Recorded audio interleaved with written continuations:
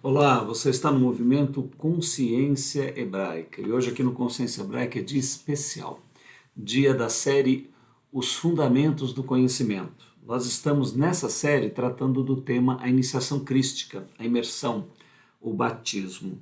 É o primeiro tema, estamos no 11º episódio e hoje é dia 20 de setembro de 2022. E aqui nos ventos do nosso Consciência Hebraica, você já sabe.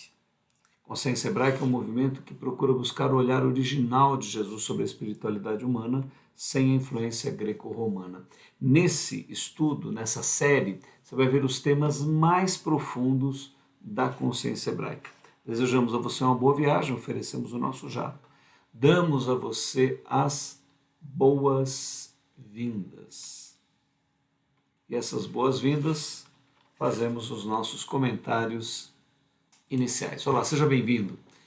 Que você possa encontrar nesse trabalho, se você já se batizou, mas talvez não tenha feito isso com muita consciência, já é um discípulo de Jesus, ou então, se você está para tomar a decisão, eu quero me batizar, quero me tornar um discípulo de Jesus, o que eu preciso entender, o que eu preciso compreender? Esse daqui é o curso. Estamos fazendo uma longa jornada, sem pressa, vendo item por item, vamos abordar todos os assuntos principais. Como sigo Yeshua HaMashiach? Como me torno um discípulo de Cristo, um discípulo do Messias hebreu? Como é que eu sou enxertado na videira? Como adquiro uma nova identidade através do Messias? Tudo isso você vai ver aqui. E nós voltamos para o nosso PowerPoint e vamos pegar o nosso tema principal desse capítulo, que é João, o imersor, o auge da lei, profeta e sacerdote. Nós estamos compreendendo vários elementos que levaram da transição, à maravilhosa presença de João e de Jesus, fazem a transição da era pré-messiânica para a era messiânica, da aliança feita com Israel, no que é chamado Antigo Testamento, mas aliança feita com o povo hebreu para gerar o Messias.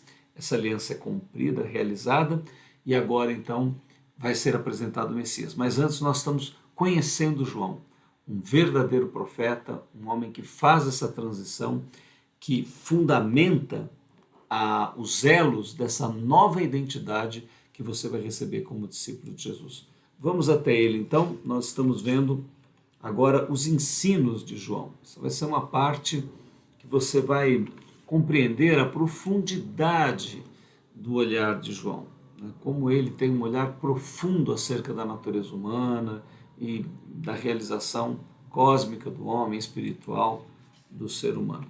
Então aqui, o ensino do profeta João, o imersor. Nós mesclamos os textos, Esses textos estão em Mateus 3, Marcos 1, aí nesses versos designados, Lucas 3, João, primeiro capítulo, do 1 ao 40, João 3, enfim, esses textos foram sintetizados num único texto, Depois você pode procurar aí na tua Bíblia e conferir texto a texto. E aqui nós estamos no texto. Disse João: a ninguém trateis mal, nem defraudeis, e contentai-vos com o vosso soldo. Olha, foram soldados, agentes públicos da lei, que procuraram João e disseram: escuta, nós também podemos, O que nós devemos fazer para sermos inseridos nessa nova dimensão espiritual? Precisamos deixar de ser soldados, funcionários públicos? João diz: não, você pode estar em qualquer lugar, mas desde que você exerça com dignidade. Olha o que João sugere, a ninguém trateis mal, então já que eles têm a força, que foi dada pelo Estado, então trateis com justiça, não defraudeis a ninguém, contentando-vos com o vosso soldo. Olha, essa regra de João, se fosse apresentada hoje para todos os nossos funcionários públicos, políticos e tudo, resolveria o problema.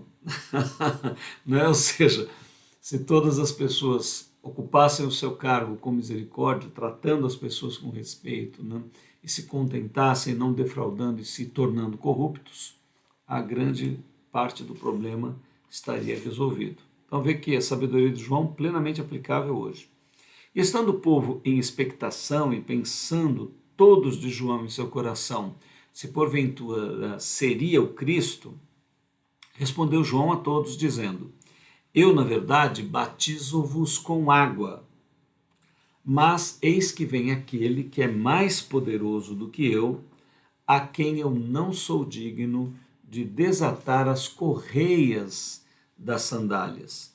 Este vos batizará com o Espírito Santo e com fogo.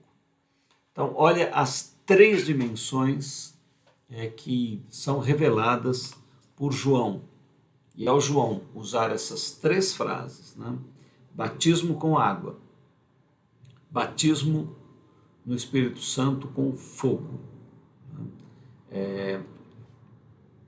E aqui, batismo no Espírito Santo e depois o batismo com fogo. Né? Ele faz uma distinção e nós vamos explicar direitinho por que essa distinção. Tá? Então, primeiro o batismo com água foi o que Jesus, pelo qual ele passou, e que ele então toma como sendo o principal elemento de iniciação dos seus discípulos. Todos nós que somos discípulos de Yeshua, conscientemente passamos pela aceitação do Messias, declaração dele como Messias e também passamos pela imersão. Mas a nossa vida está só começando. Depois disso tem isso já é uma ação do Espírito Santo do Senhor Jesus. Ninguém levanta a mão para Cristo, ninguém passa por um ritual desses se não for tocado pelo Espírito Santo. Mas agora o Espírito Santo vai crescer até ele transbordar. Esse transbordamento é que é chamado batismo no Espírito Santo. Então, batismo na água, ou seja, imersão na água, depois imersão no Espírito de Yeshua HaMashiach, o Espírito do próprio Jesus. Tudo começamos na superfície e aprofundamos, né? A imersão também é assim. E por último, a dimensão do batismo com fogo. Aí eu queria lembrar para você que houve aquele batismo feito ali nos apóstolos, né, quando eles estavam reunidos em Jerusalém, primeiro Pentecostes, na festa de Pentecostes. Todas as festas em Israel eram atos proféticos.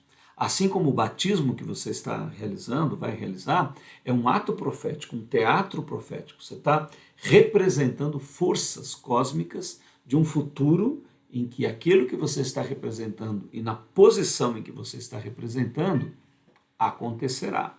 Você vai entender tudo isso mais adiante neste curso. E depois eles viram línguas de fogo sobre a cabeça deles, como um símbolo da presença do Espírito.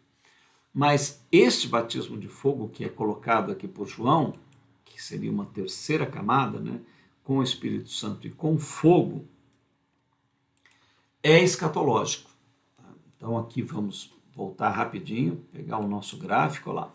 No nosso gráfico você vai ver que o verbo fez aqui a sua descida lá, descida do verbo, né? Então, toda a glória de Deus foi sendo, essa energia, ela foi sendo condensada, congelada até virar matéria. E o verbo hoje está neste ponto aqui, ó. Nós estamos onde o verbo fez a curva, ele parou aqui. Como que ele vai subir daqui para cá? Descriando o universo e descriando o abismo.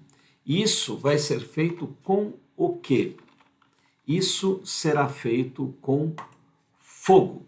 Então, o símbolo final da descriação do universo, a glorificação, né? Ou seja, a formação final da têmpera do corpo, do templo, que será os filhos de Deus, o Filho de Deus, ele é feito com fogo. Fogo de glória para uns, porque este fogo eleva a frequência, a têmpera e a realização do ser, mas aqueles que vão ficar com o corpo no tempo, então, fogo de destruição. Por isso que João coloca esse elemento final já com uma compreensão apocalíptica. Tá? Então você vê aqui ele dizendo, batizará nas águas, que é o batismo que ele está trazendo, e só aquele que vem depois dele, que é mais poderoso que eu, o qual não sou digno de desatar as correias das sandálias. Olha a humildade de João, né? A consciência que ele tem do seu papel. e a consciência que ele tem de quem é o Messias. Por quê? Porque ele batiza com água, que é um ritual de consciência, de iniciação. Mas quem batiza com o Espírito Santo e com fogo, que é a verdadeira consolidação da evolução definitiva do ser humano, que se chama salvação, para a formação de filhos de Deus, isso só pode ser realizado pelo Messias Yeshua. Então ele sabe até onde ele vai com a sua iniciação, que será usada por Jesus nas águas. Mas há 2 passos seguintes de aprofundamento: a imersão no Espírito e, por último, após a morte, após os fenômenos do Apocalipse, onde o nosso corpo será transformado completamente pelo fogo em glorificação, e alguns para destruição. Então João já está compreendendo isso e já leva essa mensagem. E ele continua: este vos batizará com o Espírito Santo e com fogo. Ele tem a pá na sua mão e limpará a sua eira e ajuntará o trigo, que é o elemento crístico do ser humano, para gerar para os filhos de Deus, né? Então ele juntará o trigo, elemento crístico humano para gerar os filhos de Deus, no seu celeiro, mas queimará a palha, elemento anticrístico humano que perece com o fim do tempo, com o fogo, ou seja, o verbo de Deus que fez a descida congelando-se em matéria e fará a subida descongelando a matéria e destruindo-a nesta forma. Olha, o que nós explicamos, você vê, o próprio texto é autoexplicativo, né? Se você compreender com profundidade, né? Voltando ao nosso gráfico, ó, João fala de coisas cósmicas como sendo de agricultura, né? Ele fala que ele tem a pá para limpar a eira. O que é a eira de Deus, né? Será que Deus está preocupado com terrenos, né? Eira é um terreno, né? Brincava-se que a pessoa não tem eira e nem beira, né? Não tem nem terreno e nem casa que possa abrigá-lo, né? Então, ele está dizendo de uma terra que Jesus tem a pá para fazer a separação. Então, qual é esse solo? Evidentemente, não é terreno agrícola, é o ser humano. Então, vendo aqui no nosso gráfico, você vai ver qual é a eira de Deus. Esta é a eira de Deus. Somos nós. Jesus tem a pá que vai separar. Ele pode levar a tua consciência a se consolidar no crístico. Você nasce morto com a tua consciência na natureza anticrística. Todo homem nasce morto. Mas ele pode levar a tua consciência à conversão, metanoia, ou seja, ir além da mente horizontal. Então a tua consciência vai para o elemento crístico. A pá separa e tira a separação dos 2 elementos. Os filhos de Deus são gerados dessa. Os filhos do tempo vão ser gerados dessa. Essa natureza não resiste à subida do tempo, à subida do verbo, né? O tempo não resiste à subida do verbo. Então essa energia será destruída. Ela é comparada à palha. Vê os elementos? Esta é a eira de Deus. A pá representa este corte. A visão é cósmica. A visão diz a respeito da natureza humana, transcendente, né? Então, todos os elementos contidos aí, bem claros no nosso texto. Destruindo-a nesta forma, juntamente com o tempo, olha lá, tá vendo? Morre esse material do que esta humanidade está sendo formada e também o tempo. Claro, este fogo só aumentará de glória, nunca irá apagar. Este fogo, para os crísticos, é maravilhoso, representa a própria glorificação da divindade no ser realizado à imagem e semelhança de Deus. Não tem como apagar esse fogo, ele só aumenta. E aqueles que são formados de palha, pela sua decisão consciencial no universo, tá? Segundo a morte, morte espiritual, morte da essência do indivíduo humano. E assim, admoestando-os muitas outras coisas, também anunciava ao povo.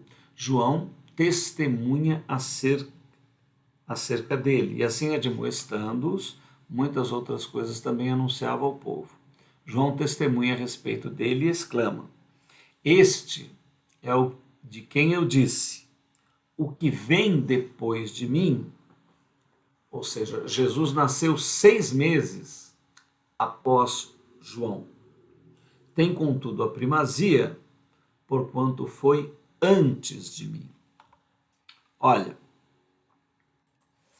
aqui, né, quem está acompanhando os nossos cursos e os outros cursos, né, se você não sabe, a gente tem o canal Consciência Hebraica no YouTube, lá tem várias playlists de conhecimento. Tem um curso que é o Amanhecer da Consciência Hebraica. Lá a gente tem pego as escrituras desde o início, né? Então aqui, João diz, ele vem depois de mim. Então João nasceu 6 meses depois de Jesus nasceu. Só que ele é formado antes de mim. Como que se explica isso, né? Por quê?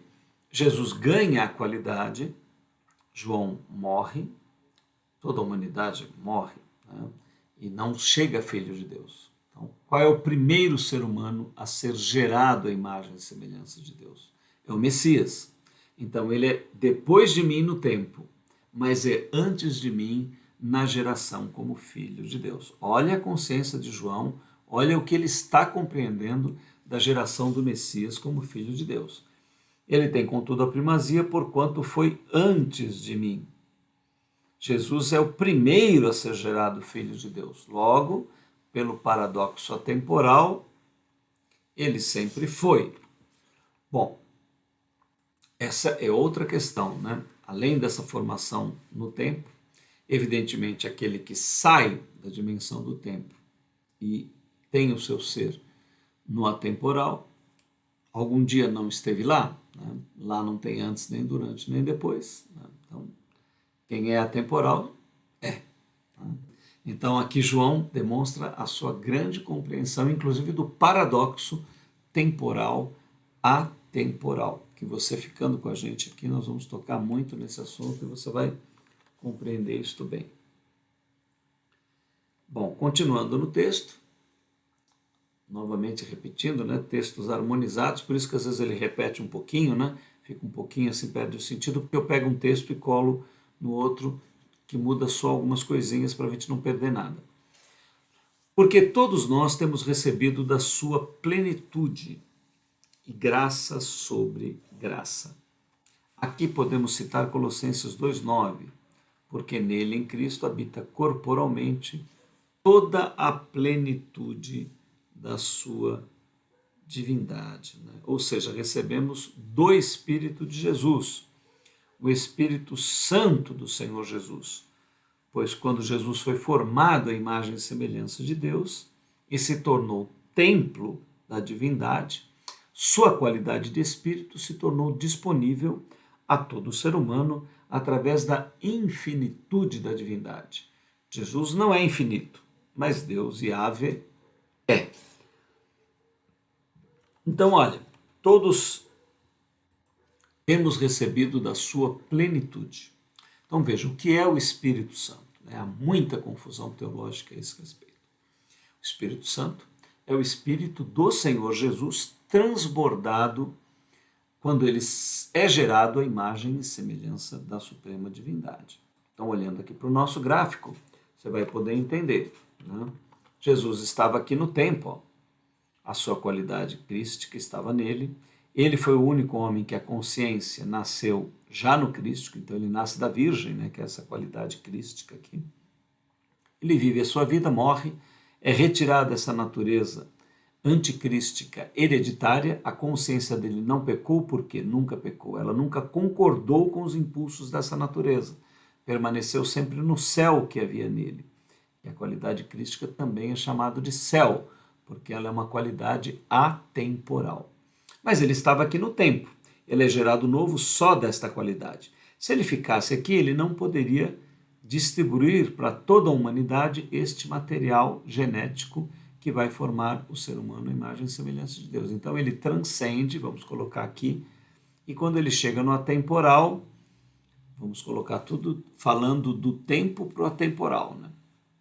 Chegar, ele não tinha, tudo isso é só a linguagem de quem está aqui. Aqui ele sempre foi, aqui ele sempre teve, e todos nós com ele, né? Mas aí é que é o paradoxo atemporal. Há uma visão daqui para cá e uma visão daqui para lá. E é isso que você tem que aprender para ler as Escrituras. Então, aqui no atemporal, ele passa aqui, ressuscita, é gerado novo, que seria o termo mais correto.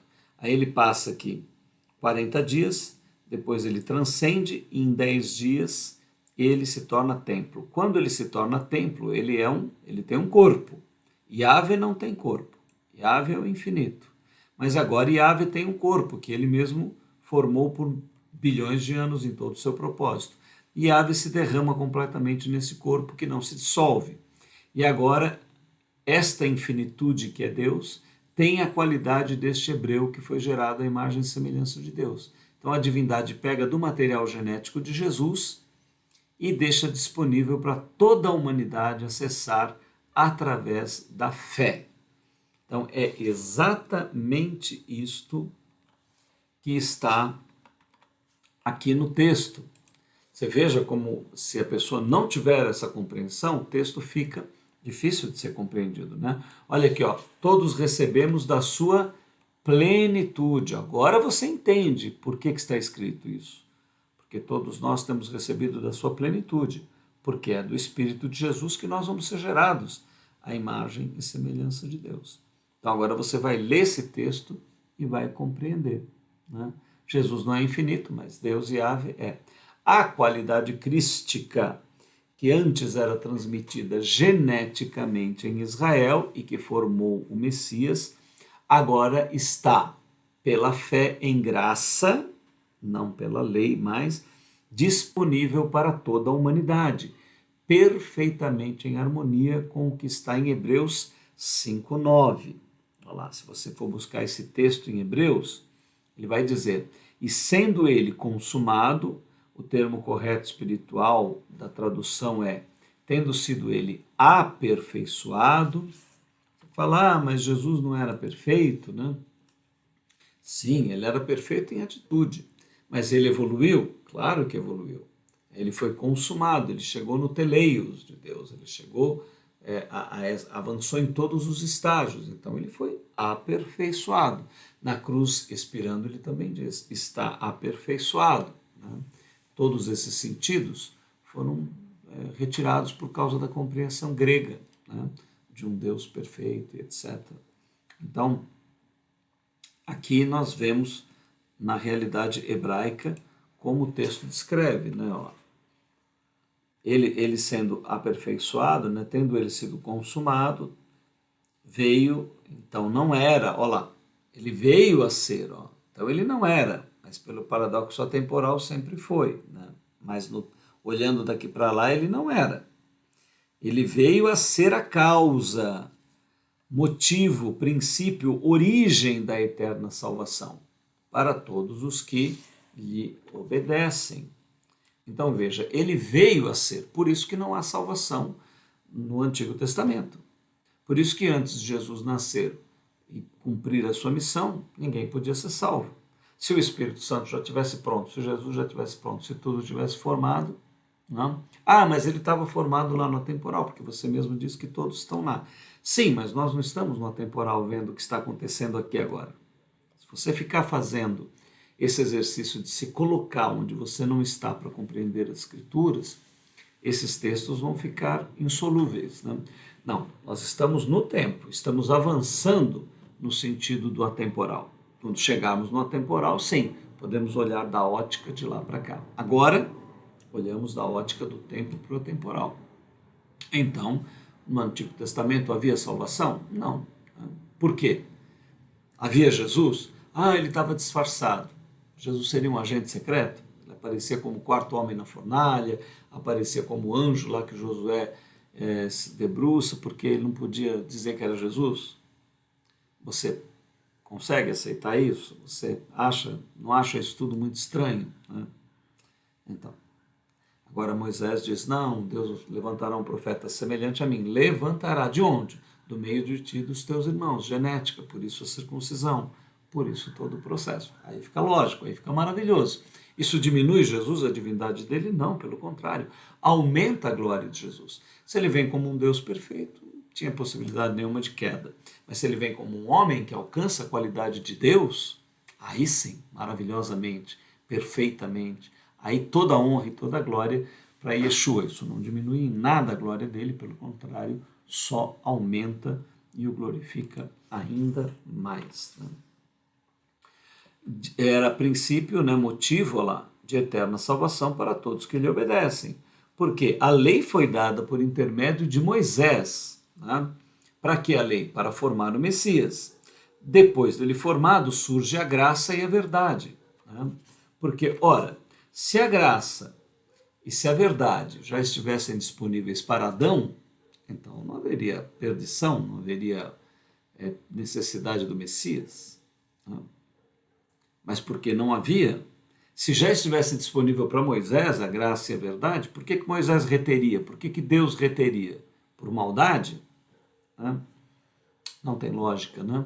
Então, porque era propósito do Criador que a graça e a verdade fosse formada geneticamente através do povo de Israel, e assim, com este DNA agora formado, toda a humanidade recebesse dessa qualidade e também fosse gerada a imagem e a semelhança de Yeshua HaMashiach.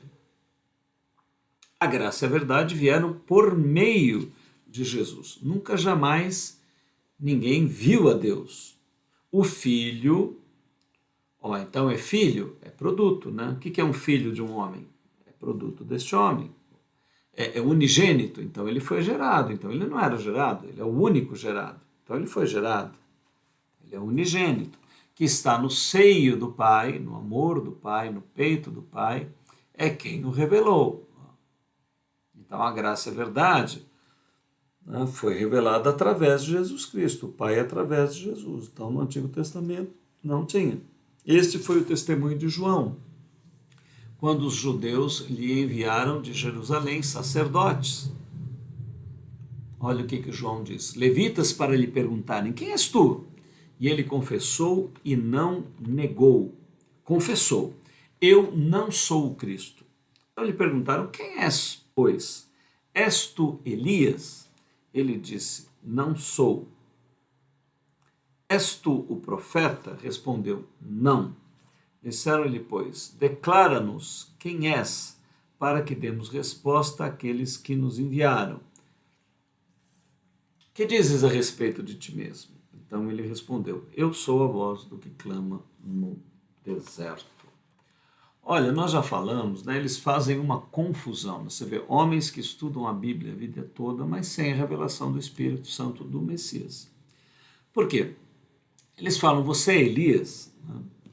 Então, evidentemente, não é Elias que voltaria. O profeta profetizado viria no espírito de Elias, na qualidade de Elias, mas seria um outro ser humano.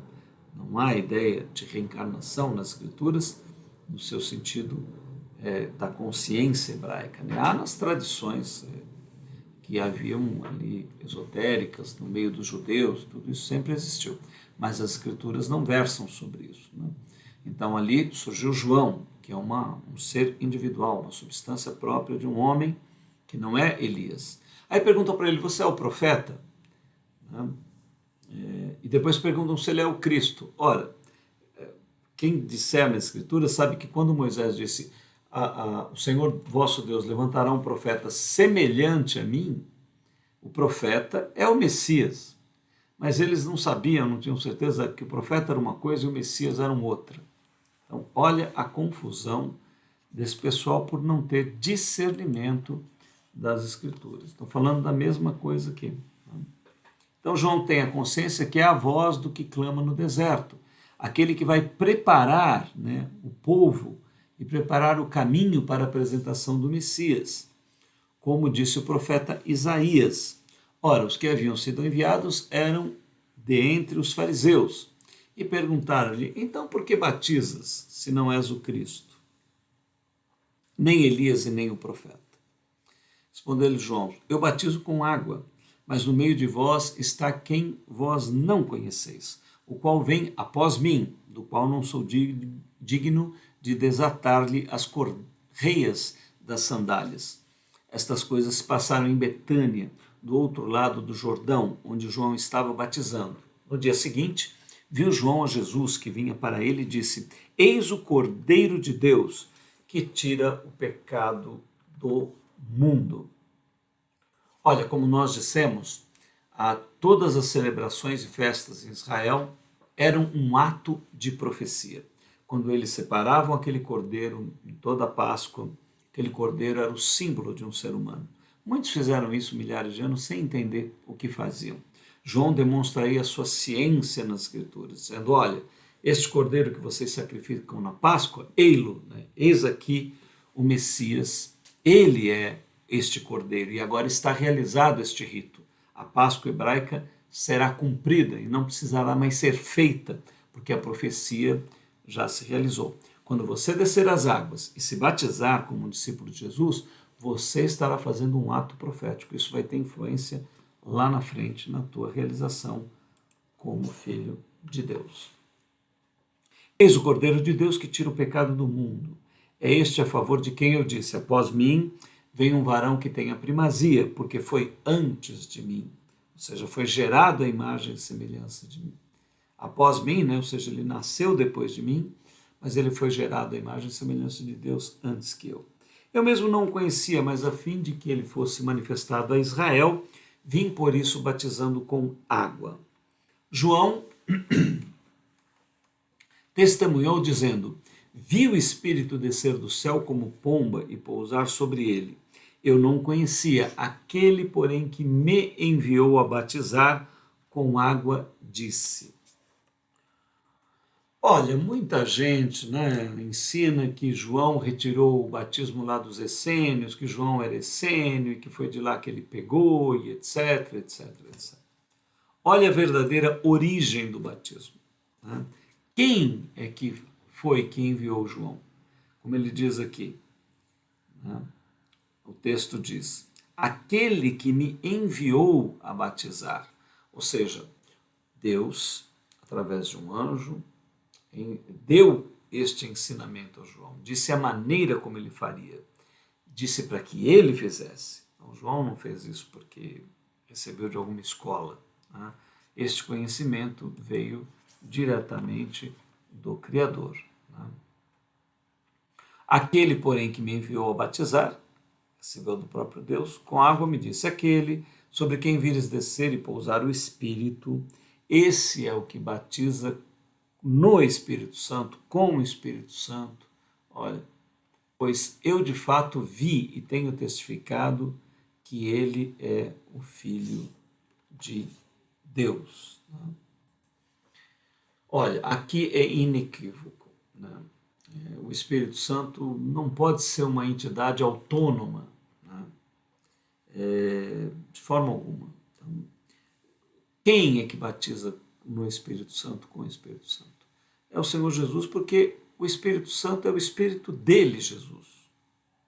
O Espírito de santificação do profeta hebreu Yeshua HaMashiach é que tem o DNA para chegar a Filho de Deus. Ele é o único que chegou a Filho de Deus.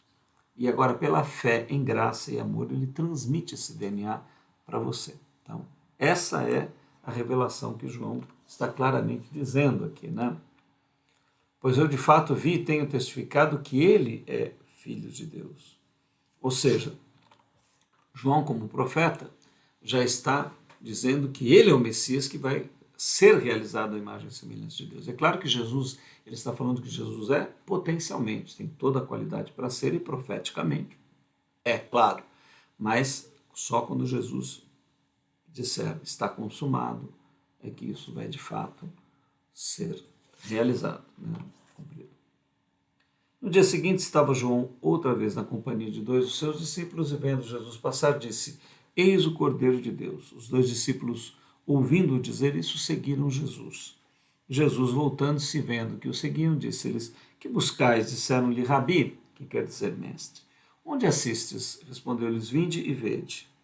Foram, pois, e viram onde Jesus estava morando e ficaram com ele aquele dia, sendo mais ou menos a hora 10ª. Era André, o irmão de Simão Pedro, um dos dois que tinham ouvido o testemunho de João e seguido Jesus. Ora, João estava também batizando em Enom, perto de Salim, porque havia ali muitas águas. E para lá concorria o povo e era batizado. Essa passagem é muito significativa. João, com isso, profetiza o declínio da sua ação como rabino, como mestre, como profeta de Israel, o que realmente vai acontecer, e já indica para os seus discípulos que ali está o Messias e que eles devem, então, seguir a Jesus. Tá? Uma passagem simbólica da transferência dos discípulos de João para o Senhor Jesus. Simbólica, né? Pois João ainda não tinha sido encarcerado. Ora, entre os discípulos de João e um judeu, suscitou-se uma contenda com respeito à purificação. E foram ter com João e disseram: Mestre, aquele que estava além do Jordão, contigo, do qual tens dado testemunho, está batizando, e todos lhe saem ao encontro. Respondeu João: o homem não pode receber coisa alguma se do céu não lhe for dada. Queridos, aqui João revela a sua profunda compreensão. Né?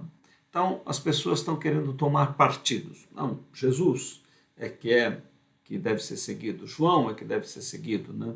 E João termina com isso, dizendo: ora, nem de mim, né? E nem de Jesus no sentido humano, de partidarismo, vai dar nada a ninguém. Né? Só o céu pode de fato dar algo a alguém, ou seja, se a pessoa com atitude crística, sincera, vier a mim, evidentemente eu vou anunciar a ele a verdade e vou levá-lo ao Messias. Se alguém em atitude sincera for a Jesus, reconhecerá nele o Messias e receberá aquilo que o céu pode dar, que é a evolução contínua, o homem tornar-se a imagem e semelhança de Elohim. Então ele tira com os partidarismos, né? Mas fui enviado como seu precursor, o que tem a noiva é o noivo. O amigo do noivo que está presente ouve muito se regozija por causa da voz do noivo, pois esta alegria já se cumpriu em mim. Convém que ele cresça e que eu diminua. Olha aqui o que eu falei a respeito do símbolo ocorrido com os discípulos de João que foram para Jesus. Quem vem das alturas certamente está acima de todos. Quem vem da terra é terreno, fala da terra. Quem veio do céu. Queridos, se aqui não houver entendimento, nova confusão. O que é o céu? O céu, como nós já mostramos para você, é a qualidade crística que está em Jesus. Então aqui, quando João diz quem veio do céu, a consciência de Jesus foi gerada no céu. O céu não é um lugar, o céu é um estado de ser. Então aquele que veio do céu é superior a todos. Mas aqui João está falando acerca da qualidade crística do Messias.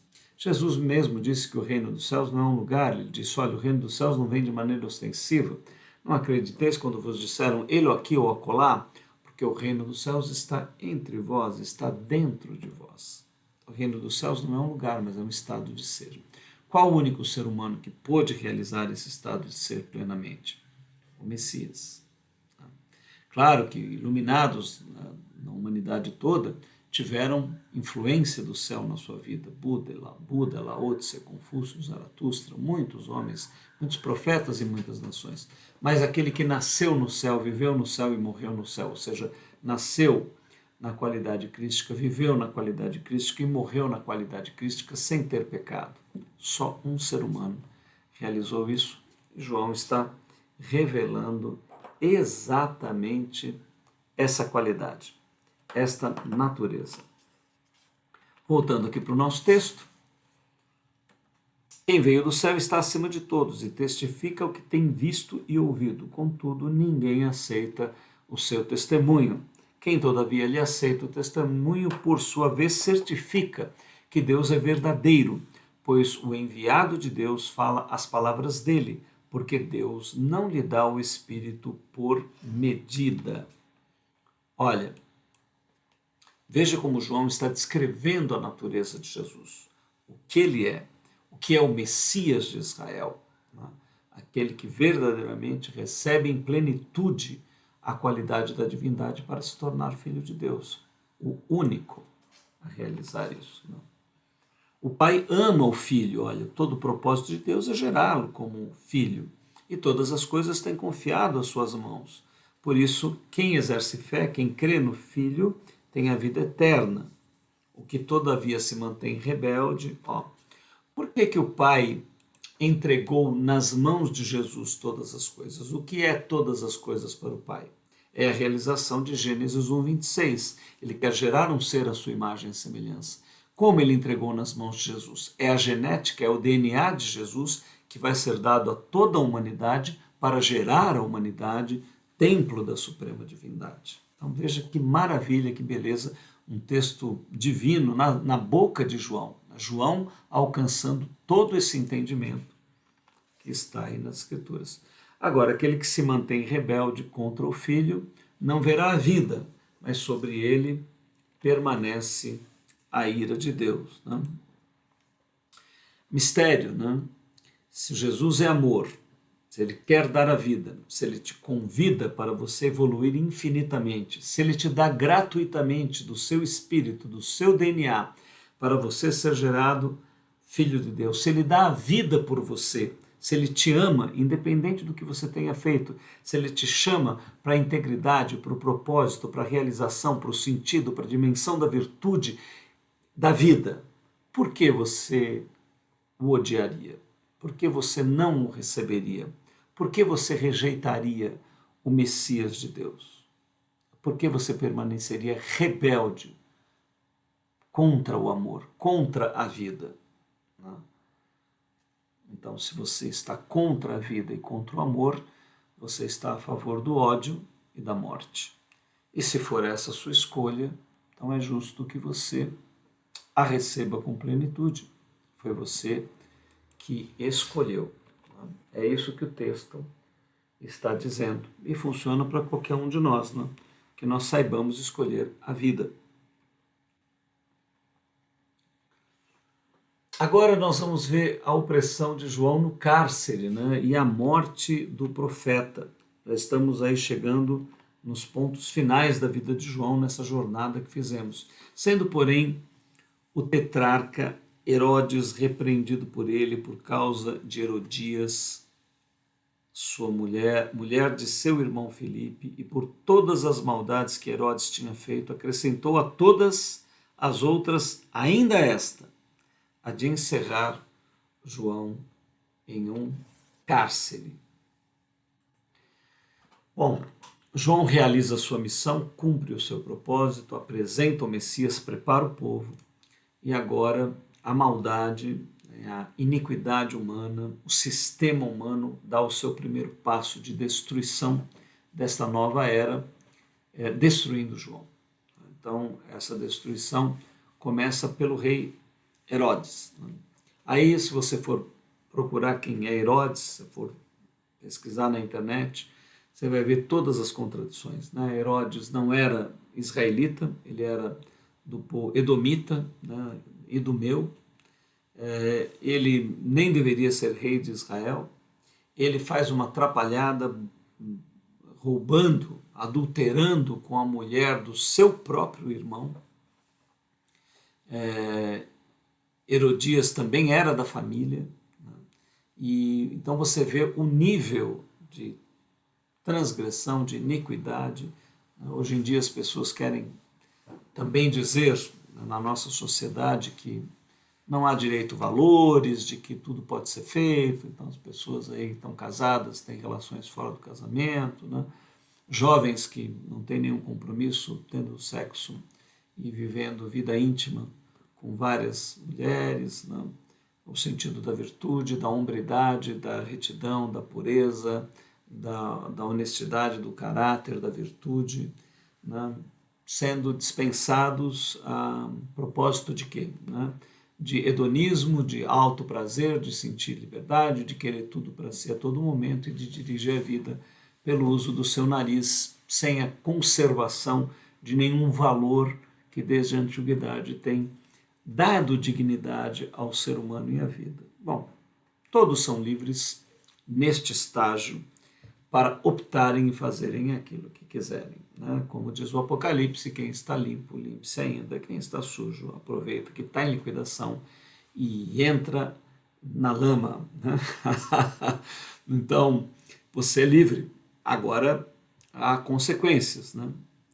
Então, se você escolher isso tudo, saiba que plantou morango, né? Colhe-se morango. Planta laranja, colhe laranja. Né? Coisa bem simples, bem básica e bem fácil de entender. Então, aqui, João denuncia o Herodes, né? Não se verga a autoridade desse rei despótico, né? Impróprio. Quando João ouviu no cárcere, e ele então é preso por causa dessa denúncia que ele faz da situação do Herodes, e o Herodes o prende. Quando João ouviu no cárcere falar das obras de Cristo, mandou por seus discípulos perguntar-lhe: és tu aquele que estava para vir, ou havemos de esperar outro? Nota, o poder das circunstâncias, mesmo o maior, nota, né, o poder das circunstâncias, mesmo o maior produto crístico horizontal, devido à opressão e sofrimento, entra em dúvida sobre a sua fé. Realmente só Jesus é o Senhor, o Agnus Dei, o Cordeiro de Deus, sem mácula. Querido, querida, esta é uma passagem maravilhosa para nós vermos o que é a graça e o que é a misericórdia. João era um maior resultado horizontal da lei. Né? A gente viu a qualidade, o entendimento, a capacidade, a profecia de João. Ele foi o maior dos profetas hebreus. E mesmo assim, né, passando por situações do cárcere, estando preso, acorrentado, toda aquela opressão e havendo a oscilação da presença de Deus na vida de João, ele entra num processo de angústia, de dúvida, né, de uma certa depressão, de uma certa tristeza. Então é muito bom que isso tenha sido registrado, porque ele vai ser consolado disso tudo, e fica então para nós a verdade do porquê Jesus é Jesus, porquê que o Messias é Jesus. Só ele suportou, né? Só ele pôde receber a presença mínima do Criador e mesmo assim permanecer fiel. Tanto que aquilo que vai parecer a maior derrota do Messias é a sua maior vitória. Nenhum homem pode fazer isso, e nem eu, nem você, nem ninguém fará. Né? Então, como foi dito a Paulo, Paulo, minha graça te basta, a respeito do espinho na carne em que ele reclama, porque o meu poder se aperfeiçoa na fragilidade e na fraqueza. Então, todos nós vamos depender de Yeshua HaMashiach, precisamos dele e precisamos nos manter humildes com referência à nossa posição. Porque se João passou por isso, e nós, né? Então dependemos totalmente da graça do Messias. Então Jesus é o único Cordeiro de Deus sem mácula. Citamos a palavra de Jesus na cruz, em Mateus 27, 46. Cerca da hora nona bradou Jesus em alta voz, dizendo: Eli, Eli, lama sabachthani, isto é, Deus meu, por que me desamparaste? Ora, muita gente diz que Jesus não precisava ter dito essa frase na frente dos seus inimigos, da sua família, do seu discípulo João que estava lá, e principalmente a sinagoga gargalhou e riu, dizendo: olha, é um falso, este não era o Messias, jamais Deus desampara o Messias. Então muitos falam: por que, Jesus, que tu destes essa arma aos teus inimigos e passaste por esta humilhação? Porque, na verdade, essa é uma passagem didática. Jesus está revelando que a presença de Deus está mínima nele. Esse desamparo é porque nós, cheios do Espírito Santo, teve discípulos de Jesus que foram queimados vivos no Coliseu, dilacerados por leões, e estavam em glória, glorificando a Deus. Mas, sem essa presença, que homem faz isso? Mas um homem fez. Yeshua HaMashiach, Jesus o Messias. Ele foi aonde ninguém foi. Ele suportou o que ninguém poderia suportar, por causa de ser preparado, da sua genética, da sua qualidade. Mas, acima de tudo, podendo cair, porque havia qualidade anticrística nele. Ele podia falhar, mas resistiu a todas as coisas. Ele é, por isso, o Senhor. Cerca da hora nona, Jesus então brada: Deus meu, por que me desamparaste? Esta é uma passagem didática, aparentemente a maior derrota do Messias perante os seus inimigos, amigos e parentes, e até a sinagoga toda ali, né? Mas em verdade, sua maior vitória. Deus diminuiu ao máximo a sua presença e o Messias, mesmo em sua natureza humana, não blasfema, não nega, não desiste, apenas relata e responde à situação da sua morte iminente com a seguinte frase, Lucas 26, 46. Jesus, clamando com grande voz, disse: Pai, nas tuas mãos entrego o meu espírito. Ou seja, no maior sofrimento físico, na maior perda emocional, todos os seus bens, nu na cruz, vilipendiado, os seus inimigos dando risada, as suas discípulas e discípulos escandalizados, chorando, ele confessando esse desamparo de Deus, mas com tudo isso ele não blasfema, ele não se desliga de Deus, mas diz: Pai, nesta condição em que eu estou, eu te reconheço como Deus e sei que tudo foi cumprido, que está aperfeiçoado.